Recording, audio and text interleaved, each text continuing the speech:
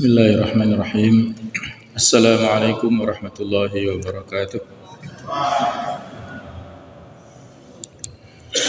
Alhamdulillahilladzi hadana li hadza wa ma kunna linahtadiya laula an hadanallah. Asyhadu an la ilaha illallah wahdahu la syarika lah wa asyhadu anna Muhammadan abduhu wa rasuluh la nabiyya ba'dah. Allahumma salli wa sallim ala sayyidina wa habibina wa maulana Muhammad wa ala alihi wa sahbihi ajma'in. Allahumma inna nas'aluka ilman nafi'a wa na'udzu bika min ilmin la yanfa'. Subhanaka la ilma lana illa ma 'allamtana innaka antal alimul hakim wa tub 'alaina innaka antat tawwabur rahim. Rabbi shrah li sadri wa yassir li amri wahlul 'uqdatam min lisani yafqahu qawli, amma ba'd. Para jamaah, Bapak Ibu sekalian rahimakumullah, mari kita mengkaji ayat-ayat yang terkait dengan masalah puasa. Ada dua paragraf di dalam kitab tafsir Al-Munir ini tentang masalah puasa. Paragraf pertama terdiri dari 3 ayat, yaitu 183, 184 dan 185.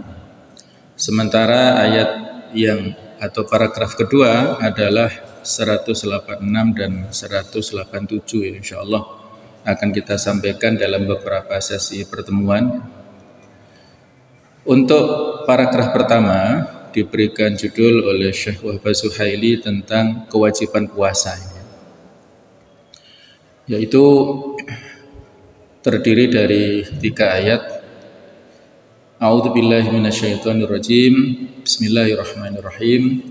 Ya ayyuhalladzina amanu kutiba alaikumusiyam kama kutiba 'alal ladzina min qablikum la'allakum tattaqun. Ayat ini begitu populernya, ya, sering sekali kita dengarkan dan insyaallah kita juga sama-sama hafal, ya.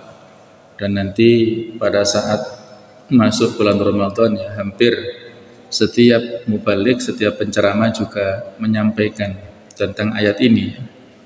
Maka mari kita lebih mendalami tafsir dan penjelasan yang terkandung dalam ayat ini supaya kita lebih mengimaninya dan lebih bisa melaksanakan, ya, konsekuensinya. Ya ayyuhalladzina amanu, wahai orang-orang yang beriman, kutiba telah diwajibkan alaikum atas kalian asyamu, yaitu berpuasa. Kama kutiba sebagaimana telah diwajibkan alal ladzina min qablikum kepada orang-orang yang sebelum kalian, la'allakum tattaqun, agar kalian bertakwa. Ayyaman ma'dudat, yaitu dalam beberapa hari yang tertentu. Faman kana minkum maridun, maka barang siapa yang adalah di antara kalian itu dalam keadaan sakit, au ala safar, atau dalam perjalanan. Ini dikasih tanda kurung, ya, oleh Mushaf Mutarjam ini, lalu ia berbuka, ya.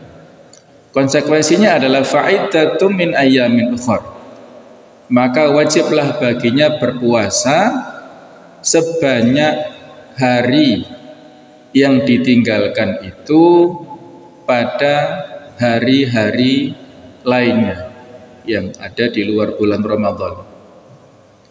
Wa 'alal ladzina yutiqunahu, dan wajib atas orang-orang yang berat menjalankannya jika mereka tidak berpuasa, yaitu fidyatun ta'amu miskin, membayar fidyah dalam bentuk adalah memberi makan kepada seorang miskin.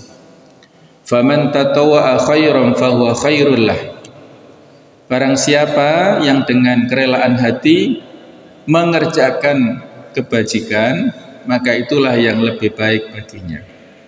Wa antasumu khairul lakum, Dan apabila kalian berpuasa, maka itu adalah lebih baik bagi kalian. In kuntum ta'lamun, apabila kalian mengetahui. Kemudian ayat 185, Syahrul Ramadan, yaitu bulan Ramadan.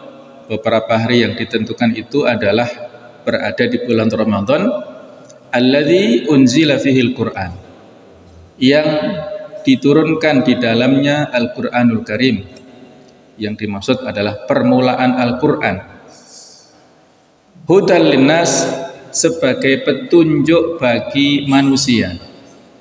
Wa bayyinatin minal huda wal furqan, dan penjelasan-penjelasan mengenai petunjuk itu dan pembeda antara yang hak dan batil. Faman syahida minkum syahra falyasum.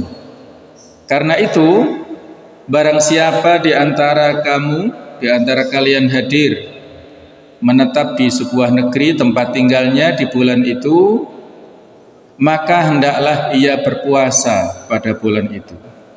Wa man kana maridhan, dan barang siapa yang sakit, au ala safar, atau sedang dalam perjalanan lalu ia berbuka, fa'iddatu min ayyamin ukhar, maka hendaklah dia mengganti pada hari-hari yang lain yang telah ditinggalkan tersebut, diganti di luar bulan Ramadan. Yuridullahu bikumul yusra wa la yuridu bikumul usra, dan Allah menghendaki kemudahan bagi kalian dan tidak menghendaki kesukaran atau kesulitan bagi kalian. Walitukmilul iddah, dan hendaklah kalian mencukupkan bilangannya. Walitukabbirullah, dan hendaklah kalian mengagungkan Allah ala ma hadakum, atas apa yang telah Allah berikan petunjuk kepada kalian. Wala'allakum tashkurun, supaya kalian bersyukur. Jadi di ujung ayat inilah kita diperintahkan untuk menyempurnakan bilangan Ramadan sesuai dengan apa yang telah disepakati oleh para ulama untuk masuknya Ramadan, apakah dengan ru'yatul hilal ataukah dengan menyempurnakan bilangannya, atau kalau sekarang adalah dengan metode hisab, kemudian diakhiri dengan takbir. Takbir ini pada saat kita masuk ke Idul Fitri, ya, kita memperbanyak takbir, kita bersyukur atas nikmat Allah Ta'ala bisa memasuki bulan Ramadan nantinya, ya. Baiklah, ini 3 ayat yang menyampaikan kepada kita tentang fardhiyatus shiyam fi syahrul Ramadan, kewajiban puasa pada bulan Ramadan, ya.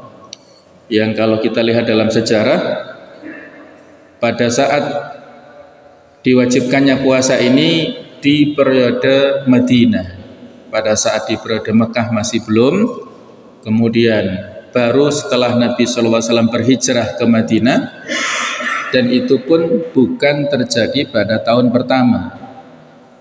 Adanya kewajiban puasa ini adalah pada tahun kedua di tahun Hijriyah, tepatnya tanggal 10 Sya'ban tahun 2 Hijriyah.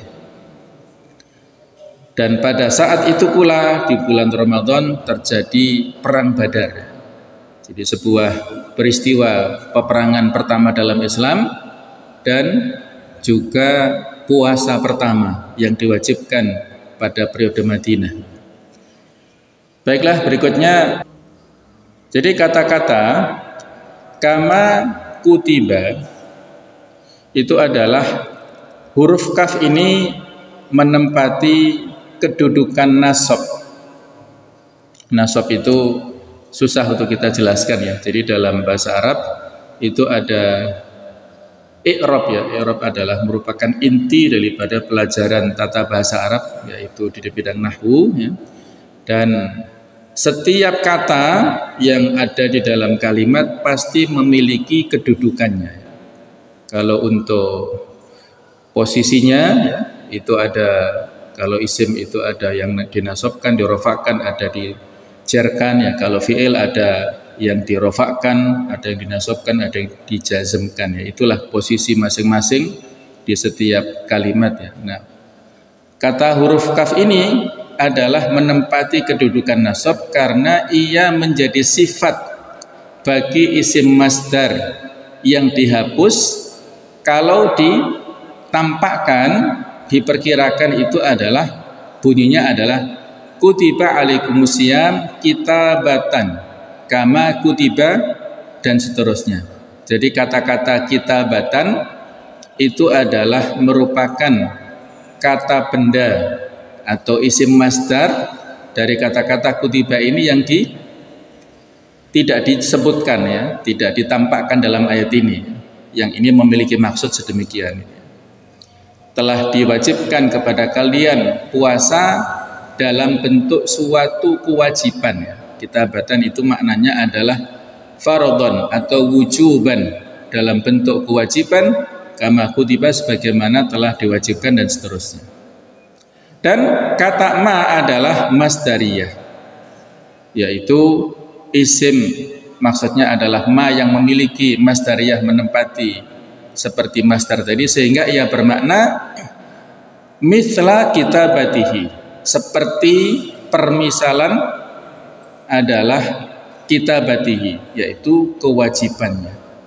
Atau karena ia menjadi hal keadaan dari kata asyam yang takdirnya adalah kutiba alaikumusiyam musybihan kama kutiba alal ladzina min qablikum. Diwajibkan kepada kalian puasa seperti yang telah diwajibkan kepada orang-orang sebelum kalian.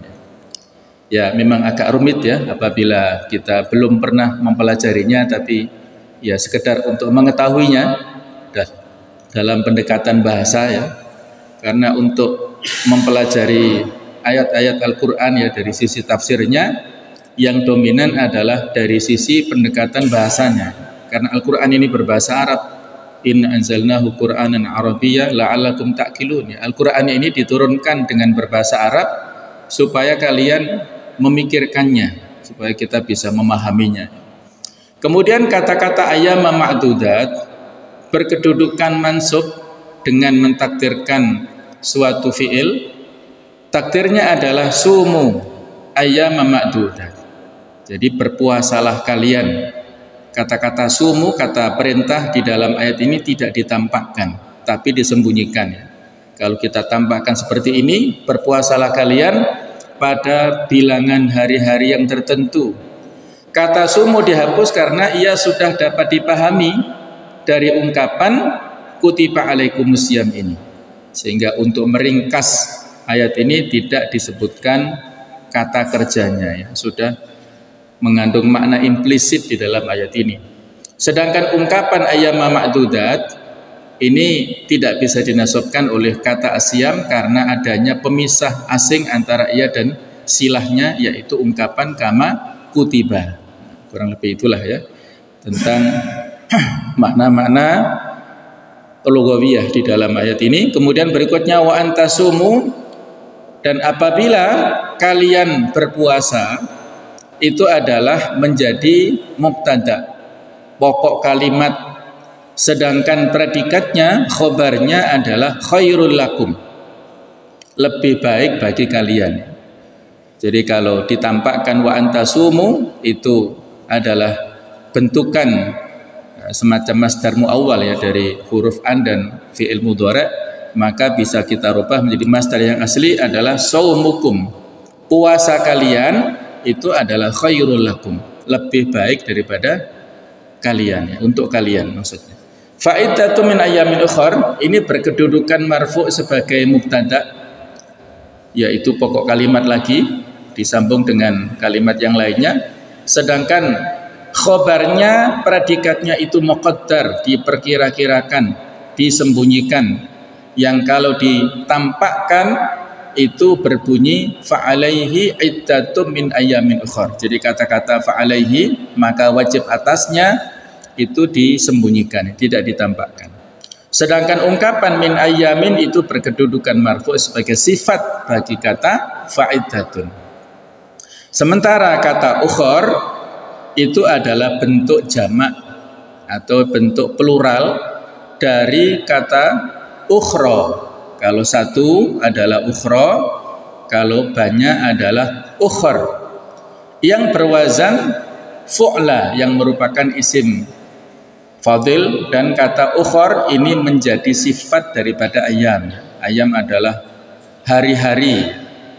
Kalau satu adalah yaumun akhar, kalau dijamakkan maka menjadi berjenis muannats karena dia jamak taksir yang tidak berakal ya. Hari jamaknya adalah ayyamun, maka disifati dengan ayyam ukhar, hari-hari yang lain. Ia mamnu' minas sarf, tidak boleh kata-kata ukhar ini tidak ada tanwinnya karena faktor wasf atau kata sifat dan adal perubahan bentuk dari kata-kata akhar. Jadi tidak ada tanwin di belakangnya, huruf ra-nya itu tidak ada tanwinnya. Sedangkan fityatun adalah mubtada, ada lagi yaitu pokok kalimat lainnya, sedangkan khobarnya disebutkan lebih dulu yaitu ungkapan wa 'alal ladzina yutiqunahu, kepada orang-orang yang merasa berat. Nah, itulah khobar yang didahulukan, kemudian mubtada'nya diakhirkan adalah fityah. Sedangkan makna ta'amu miskin yaitu makanan untuk orang miskin adalah badal, artinya adalah keterangan pengganti dari kata fidyah.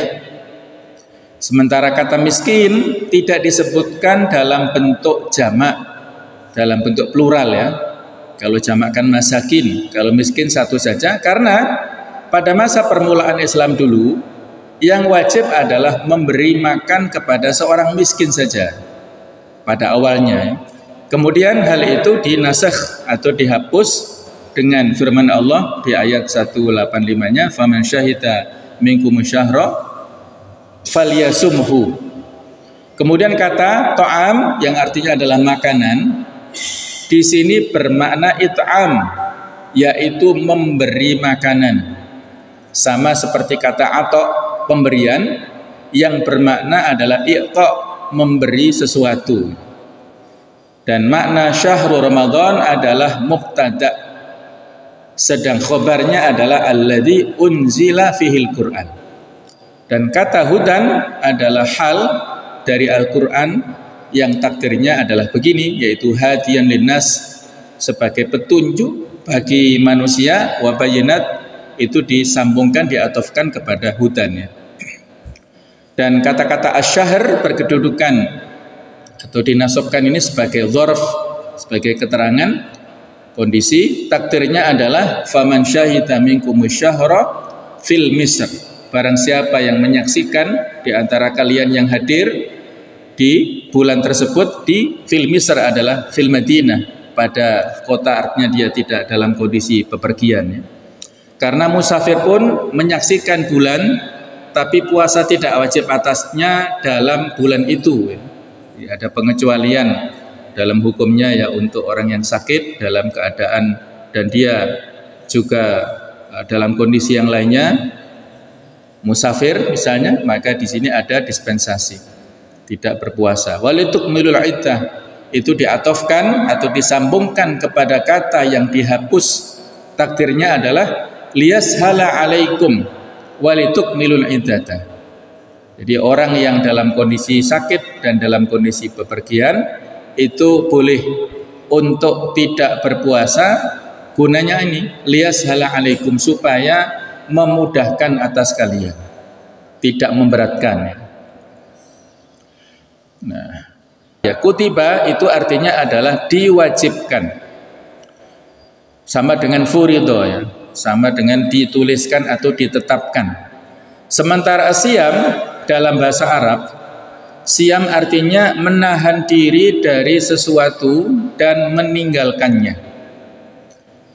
Sedang artinya dalam istilah syariat adalah menahan diri dari makan, minum, dan jima sejak fajar hingga terbenamnya matahari, yang biasa diartikan oleh para ahli fikih asyam bimana al-imsak, yaitu menahan.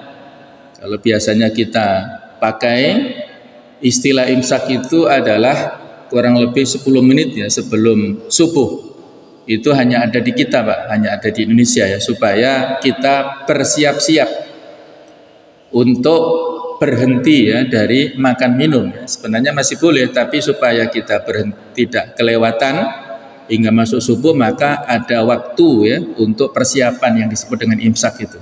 Nah, arti imsak ini sama dengan siam ya, yaitu kalau di Nabi Zakaria itu disebutkan inni nadartu lirrahmani sauma ya. Jadi imsak yang menahan dari berbicara ya. Jadi sauma adalah bermakna imsakan. Dengan niat dari orang yang memenuhi syarat puasa demi mengharapkan pahala dari Allah Subhanahu wa taala dan mempersiapkan jiwa untuk takwa kepada Allah Subhanahu wa taala. Ini sudah diawali ya definisi tentang makna siam ini. Sedangkan kata-kata kama kutiba 'alal ladzina min qablikum, yakni di situ ada persamaan ya, dengan puasa orang-orang terdahulu. Itu adalah dalam hal kefarduannya. Artinya di sini para ahli tafsir menganalisa ya, persamaan antara puasa yang dibebankan kepada kaum muslimin dengan puasa yang dibebankan kepada umat-umat sebelumnya dari sisi apanya? Ada yang mengatakan dari sisi kewajibannya, kefarduannya. Namun ada pula yang berkata bahwa persamaan itu berkenaan dengan ukurannya atau lamanya dalam hal puasa, dan ada pula yang berkata sama dalam caranya, yaitu menahan diri dari makan dan minum. Maka Syekh Wahbah Zuhaili di sini menguatkan pendapat pertama.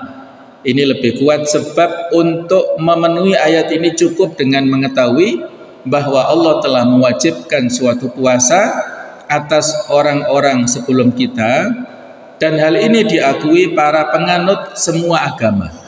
Sebab sudah diketahui bahwa puasa ini disyariatkan dalam semua agama. Inilah pendapat yang lebih kuat ya. Kesamaan yang dibebankan kepada kaum muslimin itu dalam hal kewajibannya, bukan semata-mata dalam hal batasan ukurannya atau dalam hal tata caranya. Ini berbeda ya, antara ukuran lamanya puasa dengan hal menahan dari apa, dari makan minum atau dari yang lain. Itu berbeda antara satu agama Islam ini dengan yang sebelumnya. Bahkan termasuk pula dalam agama keberhalaan, maksudnya agama yang menyembah kepada berhala, yang itu adalah merupakan pemahaman paganisme ya. Jadi ajaran puasa ini dikenal di kalangan orang-orang Mesir kuno, yang mereka adalah para penyembah berhala, kemudian juga bangsa Yunani, bangsa Romawi, dan juga bangsa India. Dalam kitab Taurat yang ada sekarang pun terdapat pujian terhadap puasa dan orang-orang yang berpuasa. Kalau di masyarakat Hindu itu ada yang disebut dengan kebiasaan mereka upawasa. Jadi rupanya penerjemahan as-siyam atau as-saum dalam bahasa Indonesia adalah puasa, itu diambilkan menurut para ahli bahasa itu dari upawasa. Upa itu adalah berarti dekat, wasa itu adalah artinya yang maha agung. Kalau di rukun Islam yang lain, haji kan nggak ada terjemahannya ya, karena memang tidak ada kesamaan dengan agama lainnya. Kalau sholat itu sebagian kita menerjemahkan sembahyang, tapi kalau saya lebih setuju sholat ya sholat, karena kalau sembahyang menyembah hyang ya. Hyang itu kan berarti dewa ya. Jadi menyembah dewa ini arti yang ada kemirip-kemiripan dengan agama yang lainnya. Nah kita sholat itu ya kita artikan sholat. Nah asyam ini kita biasa artikan puasa. Kalau zakat karena tidak ada kesamaan ya diartikan zakat saja, tidak ada istilah khusus di bahasa kita ya, diadopsi langsung zakat ya zakat saja. Nah kalau asyam ini diartikan di bahasa kita adalah puasa yang dari bahasa Sanskerta artinya fasa awalnya, kemudian fa itu dibaca wa, yaitu mendekatkan diri kepada Sang Hyang Widi versi mereka, yaitu kepada Zat yang Maha Agung. Mereka menahan diri, yaitu melaksanakan puasa ini biasa di hari-hari tertentu, misalnya di hari Nyepi ya, dan yang lainnya. Itu yang ada di tradisi agama yang lainnya. Kemudian ada riwayat yang kuat bahwa Nabi Musa alaihissalam dulu berpuasa selama 40 hari sebelum menerima wahyu Taurat di Bukit Tur Sina. Itu beliau berpuasa 40 hari, awalnya 30 ditambah 10 untuk menguatkan secara kejiwaannya ya, dalam rangka sebelum menerima kitab Taurat, menerima wahyu dari Allah Ta'ala tersebut, berpuasa selama 40 hari. Sedangkan pada zaman sekarang ini kaum Yahudi itu berpuasa selama seminggu sebagai peringatan hancurnya Yerusalem dan direbutnya kota ini oleh musuh mereka.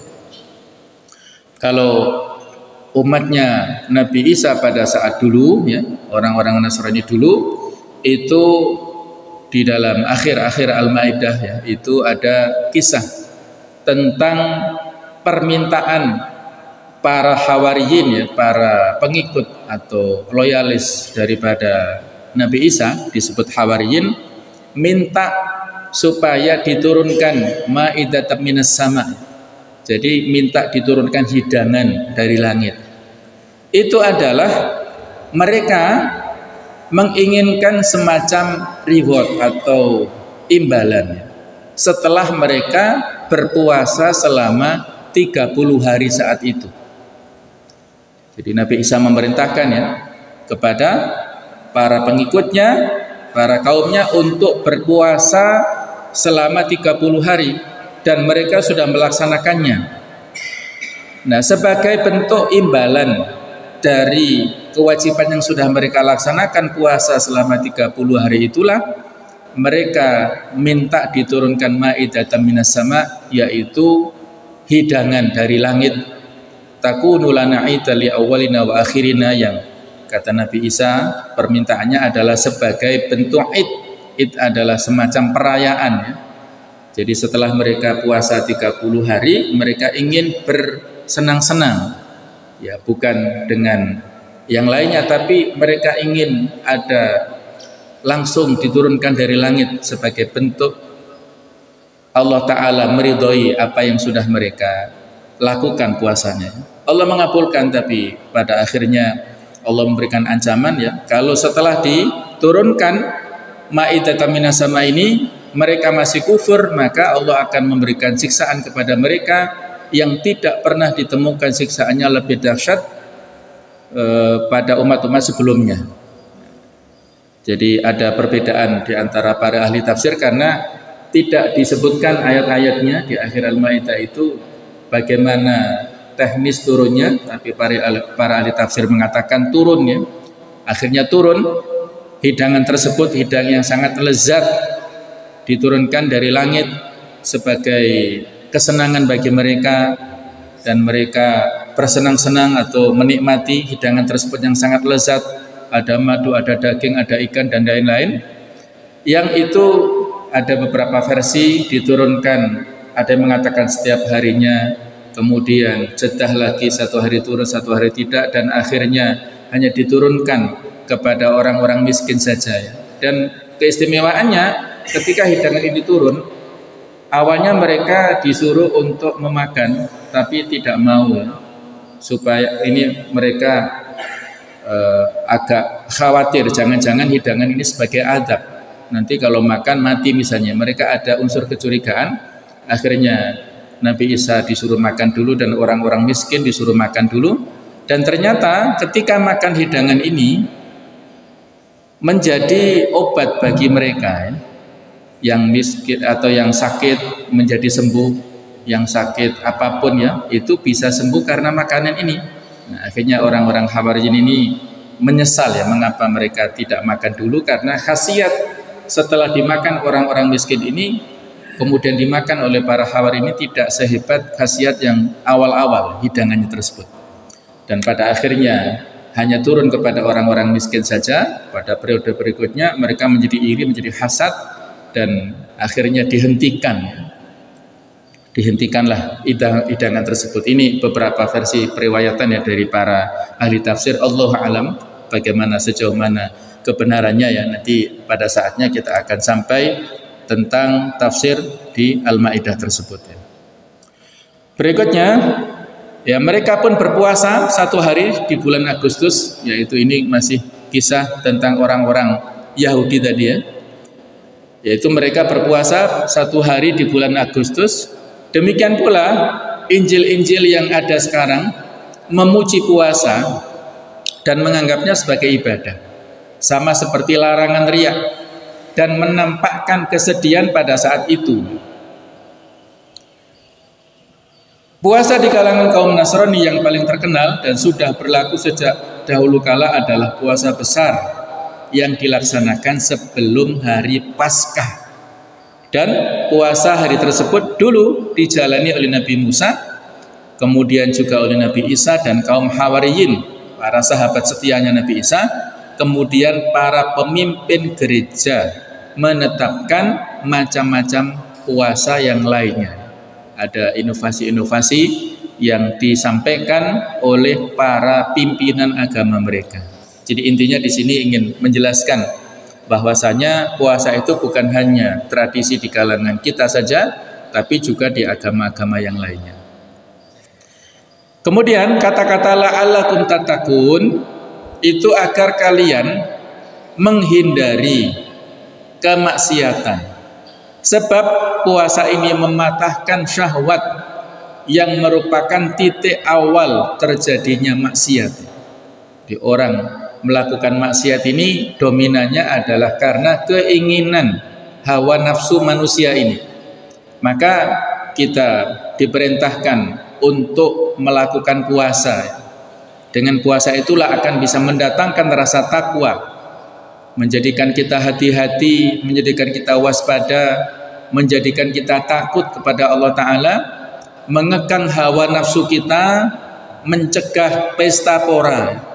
Artinya adalah berlebihan, walaupun kita punya kemampuan, tapi dengan puasa kita dicegah supaya tidak mubadzir.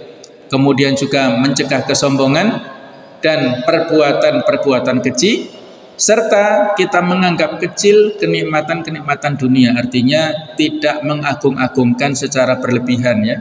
Nikmat apapun yang kita dapatkan di dunia ini adalah merupakan rezeki dari Allah yang tetap wajib kita syukuri.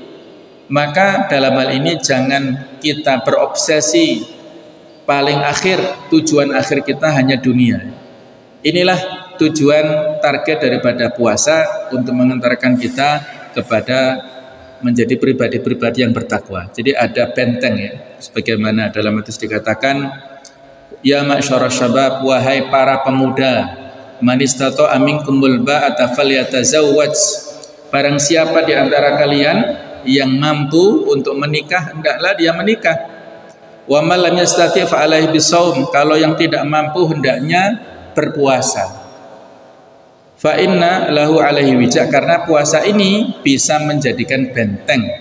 Jadi dengan kita atau para pemuda ya yang memiliki syahwat, memiliki nafsu yang besar, yang sudah waktunya menikah tapi masih belum punya kemampuan, hendaklah alat atau sarana untuk mengekang hawa nafsunya adalah dengan berpuasa tersebut.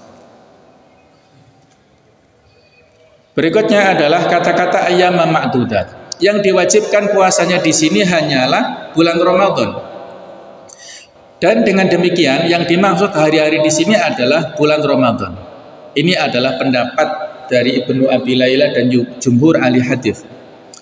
Kemudian pensifatan kata ayyam dengan ungkapan maududat bertujuan untuk memberikan kemudahan kepada mukallaf, yaitu dengan menyatakan bahwa hari-hari wajibnya puasa itu hanya beberapa hari saja yang tertentu, tidak 1 tahun penuh, tidak pada bulan-bulan yang lainnya, tapi hanya di bulan Ramadan saja.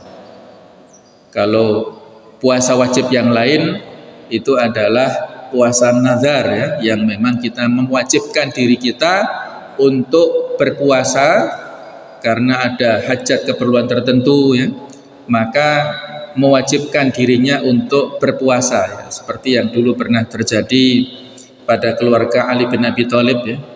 Mereka punya hajat, kebutuhan, kemudian Allah mengabulkan, mereka ingin berpuasa selama 3 hari ya, puasa nazar. Nah, maka saat itu bahkan menurut riwayat, menurut kisah ya, Allah alam kebenarannya, karena kita kenal Ali ini kan orang sangat sederhana ya, bisa dikatakan miskin gitu ya, sangat bersahaja. Maka Fatimah saat itu ingin membantu suaminya untuk mendapatkan ma'isyah, pendapatan. Bahkan menurut riwayat ini Fatimah bekerja di rumah orang Yahudi untuk mendapatkan pendapatan membantu suaminya itu. Sampai seperti itu ya, keseriusan daripada Fatimah binti Rasul yang luar biasa, istri solihah yang luar biasa. Nah, ketika mendapatkan pendapatan, maka dibelilah segala sesuatunya, makanan untuk persiapan berbuka ya. Nah, ternyata ketika mereka sudah siap, ada seorang miskin ya yang minta tolong karena beberapa hari sudah nggak makan. Jadi mereka sudah mempersiapkan untuk berbuka, saat itu ada orang yang lebih butuh diberikan. Jadi praktis pada sore itu mereka tidak berbuka dengan yang layaknya, hanya ada air putih dan pokoknya yang sangat sederhana, karena makanannya, berbukanya sudah diberikan kepada orang miskin tersebut. Hari kedua juga mirip seperti itu, mereka sudah persiapan berbuka, kemudian ada orang anak yatim yang minta kepada keluarga ini, akhirnya diberikan. Nah, kemudian hari ketiga itu ada tawanan, dikatakan disebut tawanan perang Badar, berarti kan orang kafir yang kelaparan juga, akhirnya diberikan. Jadi praktis selama 3 hari itu mereka berbuka ala kadarnya. Maka Allah memberikan pujian di surat Al-Insan, yufuna bin nadri, mereka ini menunaikan nadarnya. Kemudian wa yakhafuna, dan mereka ini memiliki rasa takut kepada satu hari di akhirat nanti ya, mereka takut dengan hari akhirat. Kemudian berikutnya mereka ini memberikan wa yu'minuna ta'ama ala hubbihi, mereka memberikan makanan kepada orang-orang yang membutuhkan, padahal mereka sangat membutuhkan makanan ini. Kepada siapa? Miskinan, kepada orang miskin hari pertama. Kemudian wayatiman, kepada anak yatim hari kedua. Wasiro, kepada tawanan perang pada hari ketiga. Innama nut'imukum liwajhillah, kami memberikan makanan untuk ridha Allah. La nuridu minkum jazaa'a wala syukura, kami tidak menginginkan balasan dan ucapan terima kasih dari orang lain.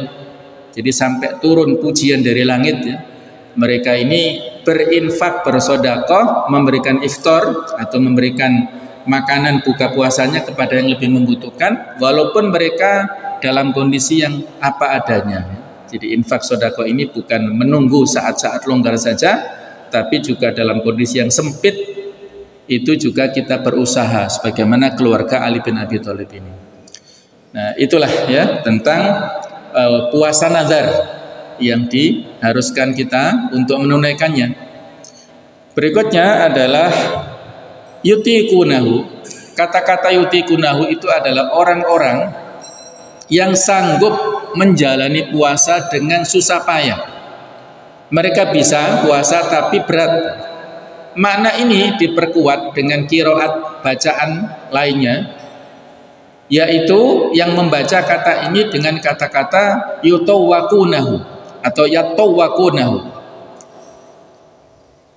Contohnya orang tua yang berusia lanjut, wanita hamil dan wanita yang menyusui, serta orang sakit yang tiada harapan untuk sembuh, ya, sakit menahun.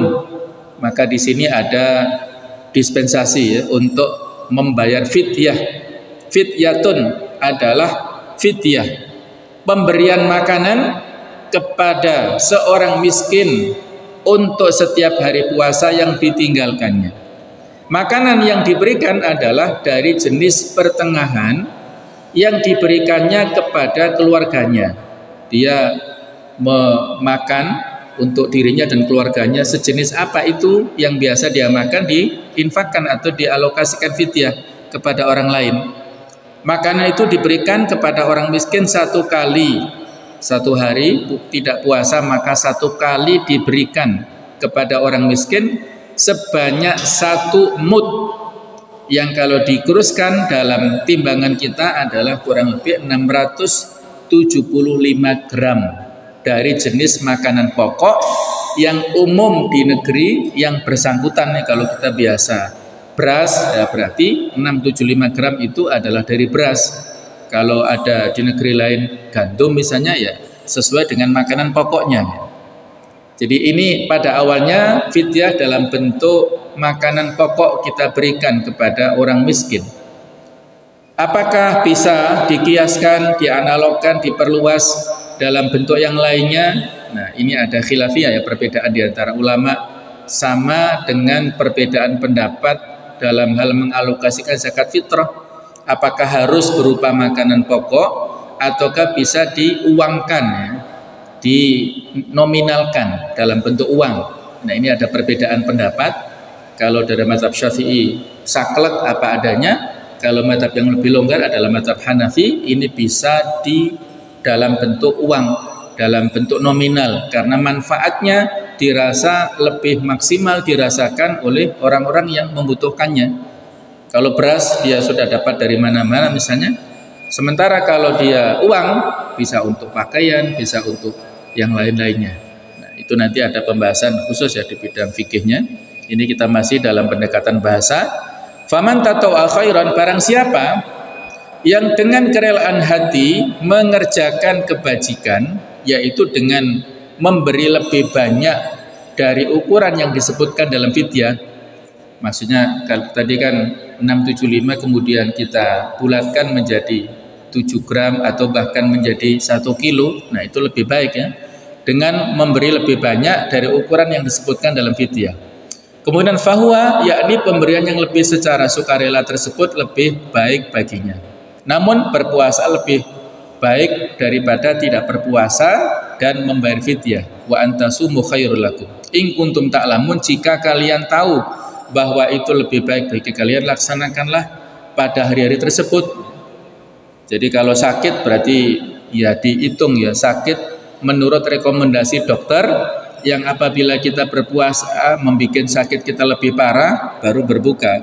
Tapi kalau sakit-sakit biasa yang kita masih mampu melaksanakannya, ya itu lebih baik kita berpuasa di bulan Ramadan. Unzila fil Quran, di bulan itu Al-Quran diturunkan dari Lauhul Mahfuz ke langit dunia pada malam kemuliaan atau disebut dengan Lailatul Qadar. Hingga di bulan Ramadan biasa kita peringati, ya, yaitu nuzulul Quran. Kemudian hudan sebagai petunjuk dari kesesatan, wa bayyinat, ayat-ayat yang jelas. Minal huda artinya adalah yang menunjukkan kepada hukum-hukum yang benar, dan al-furqan yang membedakan antara kebenaran dan kebatilan. Pernah kita singgung di sini, Al-Quran itu apakah hudal linnas ataukah hudalil muttaqin? Ya, kalau di awal-awal Al-Baqarah adalah petunjuk untuk seluruh manusia. Kalau di sini mohon maaf, kalau di awal Al-Baqarah adalah petunjuk bagi orang-orang yang bertakwa. Kalau di sini adalah petunjuk untuk seluruh manusia. Yang sudah kita sampaikan, perbedaan hidayah jenis yang untuk orang-orang bertakwa adalah hidayah kepada kebenaran yang disebut hidayah taufik. Sementara hidayah untuk seluruh manusia itu adalah hidayah secara umum, rambu-rambu ataupun hidayatul dilalah wal burhan, ya, penunjukan dan rambu-rambunya. Bisa manusia mengaksesnya, bisa setiap waktu. Orang-orang non-muslim membaca Al-Quran, terjemahannya juga versi mereka boleh. Kalau mereka mendapatkan petunjuk dengan masuk Islam, maka itulah sampainya mereka kepada hidayatul taufik tadi. Kemudian makna faman syahida, barang siapa yang hadir, ia dalam keadaan mukim, tidak musafir, ya. Kemudian al-yusr adalah kemudahan dan keringanan, yaitu dibolehkannya berbuka dalam keadaan sakit di dalam dan juga dalam perjalanan. Orang sakit dan musafir bisa memilih apa yang paling mudah baginya, dan amal itulah yang paling afdol baginya. Ayat yuridullahu bikumul yusra berfungsi sebagai taklil. Taklil adalah penjelasan sebab musabab, mengapa syariat tersebut disampaikan. Itu ada ruh ataupun ada sebab, yaitu Allah menginginkan kemudahan. Allah tidak menginginkan kesulitan bagi umatnya. Artinya dengan rukhsah atau keringanan yang disyariatkannya dalam puasa serta dalam hukum-hukum lain yang disyariatkannya bagi kalian, Allah menghendaki agar agama kalian itu benar-benar mudah, tidak mengandung kesulitan. Firman ini mengandung anjuran untuk mengambil rukhsah, mengambil dispensasi, ya, mengambil keringanan. Kemudian walitukmilul iddah, huruf lam berfungsi sebagai taklil dan susunan. Taklil adalah penyebutan sebab tadi, ya. Dan susunan ini diatofkan atau disambungkan kepada taklil yang terdapat dalam firman-Nya yuridullahu bikumul yusra. Seakan-akan Allah berfirman, rakhasalakum fi halil marad wasafar, atau fi halai al marad wasafar li'annahu yuridu bikumul yusra wa antukmilul iddah. Ini tafsirnya, ya. Kalau dijelaskan seperti ini, rakhasalakum, Allah meringankan, memberikan keringanan kepada kalian fi halai al marad wasafar, dalam dua kondisi, dua keadaan, yaitu sakit dan perjalanan. Li'annahu yuridu bikumul yusra, karena Allah Ta'ala menghendaki kemudahan bagi kalian, wa antukmilul iddah, dan agar kalian melengkapkan bilangan pada bulan itu. Bagi ibu-ibu, ya, ada halangan rutin yaitu haid, yaitu menstruasi, maka disambung atau diiddah atau diqadha pada keluar bulan Ramadan. Barang siapa tidak melengkapkan hari-hari puasa secara ada itu adalah adaan, ya, penunaian pada saat waktunya di bulan itu karena kondisi sakit atau perjalanan, hendaknya ia melengkapkannya dengan qadha, artinya adalah menunda setelah habis bulan itu. Jadi Allah mensyariatkan qadha bagi kalian apabila kalian tidak berpuasa dalam perjalanan. Walitukabirullah, dan supaya kalian mengagungkan, ya, bertakbir kepada Allah, dan hendaklah kalian mengagungkan Allah ketika kalian telah melengkapkan bilangan bulan tersebut, ala mahadakum, atas hukum-hukum yang bermanfaat bagi kalian yang ditunjukkannya kepada kalian, yaitu dengan cara mengingat keagungannya, kebesarannya, dan kebijaksanaannya dalam memperbaiki hamba-hambanya, dan bahwa Dia mendidik mereka dengan hukum-hukum yang dikehendakinya, serta mendisiplinkan mereka dengan taklif-taklif yang dipilihnya, dengan kewajiban-kewajiban, pembebanan-pembebanan yang dipilihnya Allah Ta'ala, ya. Jadi perintah puasa ini bukan tanpa maksud, tetapi taklif perintah puasa ini adalah justru manfaatnya kembali ke kita sendiri, ya. Kemudian wala'alakum tashkurun, dan agar kalian bersyukur kepada Allah atas semua nikmat ini, di mana Dia, Allah Ta'ala, memberi azimah, yaitu hukum asal, dan juga ada rukhsah, keringanan dari hukum asal, haknya masing-masing sesuai dengan kondisinya. Inilah Islam ini, di antara khosoisnya, karakteristiknya adalah merupakan agama bainal azimah warukhsah, antara sesuatu hukum asal yang memang puasa itu adalah wajib, dan di sini adalah hukum keringanan dalam bentuk rukhsah, yaitu bisa kita laksanakan puasa di hari yang lainnya apabila ada halangan, terutama pada kondisi sakit dan dalam kondisi safar, ya. Kalau kondisi sakit ini, perempuan mens itu dikiaskan kepada orang yang sakit, ya, karena dia ada beberapa ibu, ya, beberapa wanita yang dalam kondisi menstruasi itu sampai masuk UGD. Ada yang rutin masuk UGD tiap bulan, ya, gara-gara menstruasi, ya. Nah, masing-masing kondisinya berbeda-beda, ya. Jadi itu kondisinya dalam seperti orang yang sakit. Kemudian kalau musafir, ini nanti ada pembahasan tersendiri, ada jarak tertentu, ya, yang dikiaskan kepada seperti bolehnya kita mengqashar sholat. Jarak kapan kita boleh mengqashar ini kan beda-beda di antara ulama ya. Yang umum adalah kurang lebih 82 km. Ya sini Surabaya sudah masuk ya, walaupun kita lewat tol misalnya. Ini jaraknya ya, jarak tempuh yang sudah diperbolehkan pada kita mengqashar, maka saat itulah kita boleh tidak berpuasa. Ini pilihan, sekali lagi pilihan ya. Antara masing-masing kondisi berbeda ya. Kalau kita wa antasumu berpuasa lebih utama. Apalagi kalau profesinya kemana-mana jadi musafir ya. Seperti sopir gitu. Kemana-mana kan musafir. Nah kalau dia tidak berpuasa di Ramadan, kapan lagi dia puasa?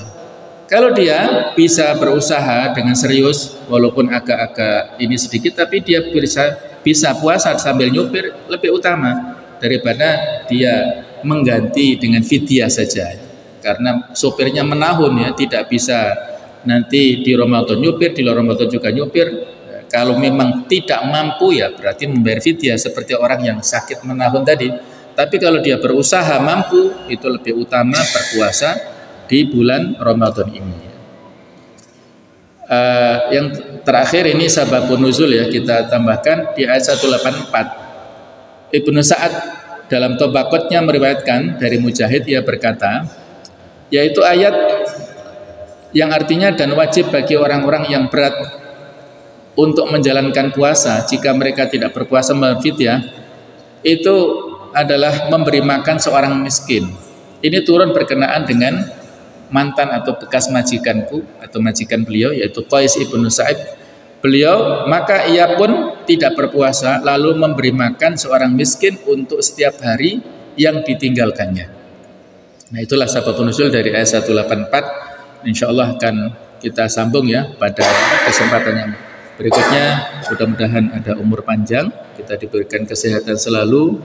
Mohon maaf atas segala kekhilafan, kesalahan, kurang lebihnya seperti itu, dan kita akhiri dengan kafaratul majlis. Subhanakallahumma bihamdik, asyhadu an la ilaha illa anta, astaghfiruka wa atubu ilaik. Wassalamualaikum warahmatullahi wabarakatuh.